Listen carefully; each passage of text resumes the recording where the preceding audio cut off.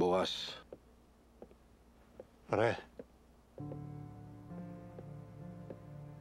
Oo, wag sa presinto. Dito na lang sa bahay. Ha?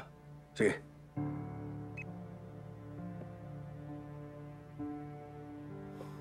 Punta pa rito ka. Problema ba?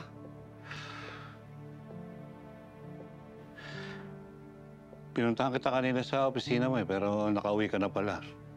Meron lang akong gustong kumpirmahin sa'yo. Ano yun? Totoo bang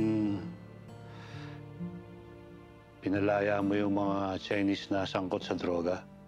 Oo, bakit? Pare, walang piyansang kaso ng droga.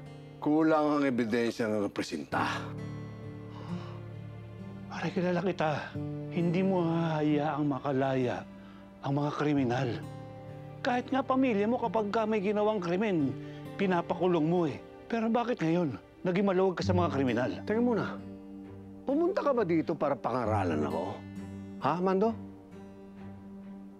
Alam ko yung ginagawa ko. Kaya nga akong hepe, di ba? Pare, pinapalalahanan lang kita. Nagmamalasakit lang ako sa'yo bilang kaibigan mo.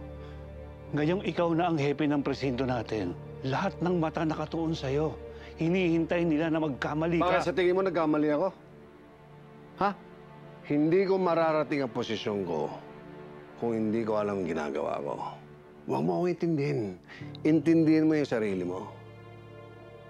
Ano, kontento ka na? Na isa ka lang patrolman? May sasabihin ka pa ba? Kasi kung wala na, makakauwi ka na. At saka pwede mamando sa susunod. Ipaalam mo muna sa akin kung darating ka. Pwede ba?